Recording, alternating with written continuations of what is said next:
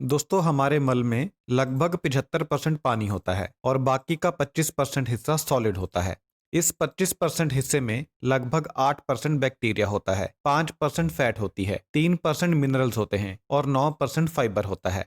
हम एक दिन में कम से कम 4 से 5 गिलास पानी पीते हैं, जो लगभग 1500 ml बनता है, यानी 1.5 लीटर। कुछ लोग ज्यादा भी पीते होंगे, मैं कम से कम की बात कर रहा हूँ। पानी के अलावा हम दिन भर में 1500 ml के लगभग तरल पदार्थ और लेते हैं, जिसमें चाय, कॉफी, दूध, जूस और भोजन में मौजूद पानी शामिल होता है। यानी एक दिन में हम लगभग 3000 ml तरल पदार्थ का सेवन तो कर ही लेते हैं। यह सारा तरल पदार्थ सबसे पहले हमारे पेट में जाता है और फिर उसके बाद हमारी छोटी आंत में जाता है। इस सब तरल पदार्थ के अलावा लगभग 7000 ml तरल पदार्थ हमारे पाचन तंत्र के द्वारा भोजन में और मिलाया जाता है।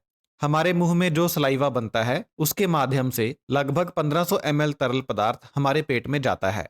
हमारे पेट में भोजन को पचाने के लिए जो गैस्ट्रिक जूस बनता है, वह लगभग 1500 ml होता है। इसके अलावा भोजन को पचाने के लिए लीवर में से बाइल जूस निकलता है, जो लगभग 1500 ml होता है। इसके अलावा हमारा जो पैंक्रियाज होता है, वहां से भी भोजन को पचाने के लिए जूस निकलता है, जिसकी मात्रा लगभग 1500 ml होती है। इसके अलावा हमारे इंटेस्टाइन में से भी इंटेस्टाइनल जूस निकलता है, जो लगभग 1000 ml होता है।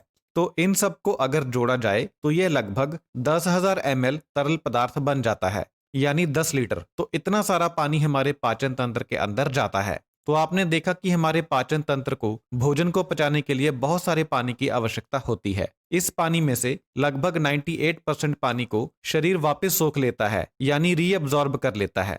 हमारी छोटी आंत का जो पहला 1/3 हिस्सा होता है, वह लगभग 6 लीटर पानी को सोख लेता है और हमारी छोटी आंत का जो बचा हुआ 2/3 हिस्सा होता है, वह लगभग 2.5 लीटर पानी को सोख लेता है।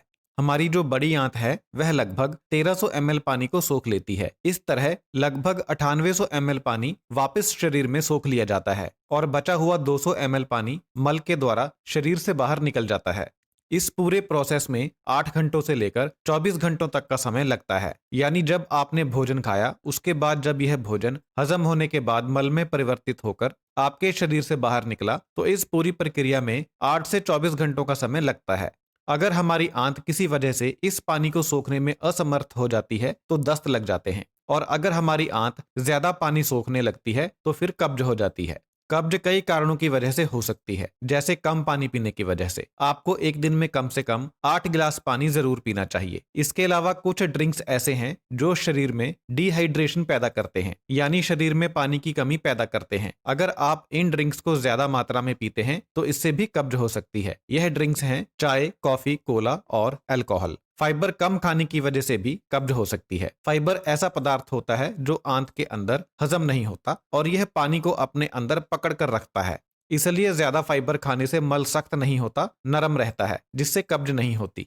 फाइबर सलाद में होता है, कच्ची सब्जियों में होता है, फलों में होता है, साबुत अनाज में होता है और दालों में होता है। आपको एक दिन में आधा किलो से लेकर 1 किलो तक कच्चा सलाद और कच्ची सब्जियां खानी चाहिए। अगर आप ऐसा करते हैं, तो आपके शरीर में पर्याप्त फाइबर चला जाता है, जिससे आपकी कब्ज दूर हो जाती है। आप दालों को पानी में भिगोकर अंकुरित करके भी खा सकते हैं। इससे भी आपको अच्छी मात्रा में फाइबर मिल जाता है। आपको आटा छिलके वाला खाना चाहिए, क्योंकि उसमें फाइबर होता है। कब्ज का एक और कारण होता है कि जब टॉयलेट आती है, तो उस समय अगर टॉयलेट ना की जाए, तो फिर मल ज्यादा देर तक अंदर पड़ा रहता है, जिसकी वजह से मल के अंदर जो पानी होता है, वह ज्यादा मात्रा में आंत के द्वारा सोख लिया जाता है, जिसकी वजह से मल सख्त हो जाता है और कब्ज हो जाती है। कब्ज का एक और कारण होता है आंत में भोजन का धीमी गति से आगे बढ़ना। जब भोजन आगे धीमी गति से बढ़ता है, तो यह ज्यादा देर तक आंत के अंदर रहता है, जिसकी वजह से आंत ज्यादा मात्रा में पानी सोख लेती है और मल सख्त हो जाता है। हमारी आंत जो होती है, यह कभी सिकुड़ती है और कभी फैलती है। इसे कॉन्ट्रैक्शन कहते हैं। इस एक्शन की वजह से आंत के अंदर जो भोजन होता है, वह आगे बढ़ता है। आमतौर पर आंत 1 मिनट में 9 बार सिकुड़ती और फैलती है, लेकिन कई बार यह कॉन्ट्रैक्शंस कम हो जाते हैं, जिसकी वजह से भोजन ज्यादा देर तक पेट के अंदर रहता है और सख्त हो जाता है, जिसकी वजह से कब्ज होती है।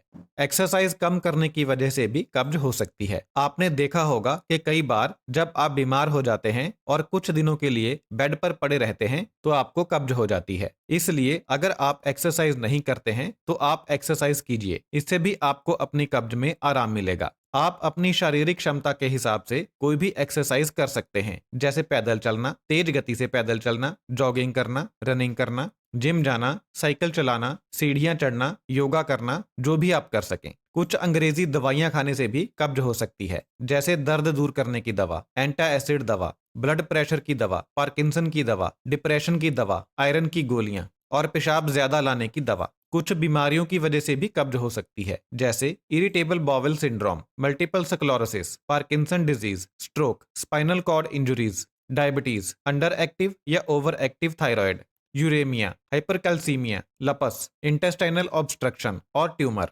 लाइफस्टाइल में और डेली रूटीन में बदलाव आ जाने की वजह से भी कब्ज हो सकती है। महिलाएं जब गर्भवती होती हैं तो उन्हें अक्सर कब्ज हो जाती है। ऐसा उनमें हार्मोन्स में बदलाव आ जाने की वजह से होता है, या फिर इसलिए भी होता है क्योंकि यूटरस इंटेस्टाइन के ऊपर दबाव डालना शुरू कर देता है। उम्र बढ़ने पर भी कब्ज हो सकती है, क्योंकि उम्र बढ़ने के कारण मेटाबॉलिज्म स्लो हो जाता है, जिसकी वजह से आंत की एक्टिविटी कम हो जाती है। इसके अलावा ट्रैवलिंग करने की वजह से भी कब्ज हो सकती है, क्योंकि ट्रैवलिंग करते समय खान पान की आदतें और रोजमर्रा का रूटीन डिस्टर्ब हो जाता है। स्ट्रेस की वजह से भी कब्ज हो सकती है। स्ट्रेस होने पर व्यक्ति गलत चीजों का सेवन करता है, जिसका बुरा असर आंत पर होता है।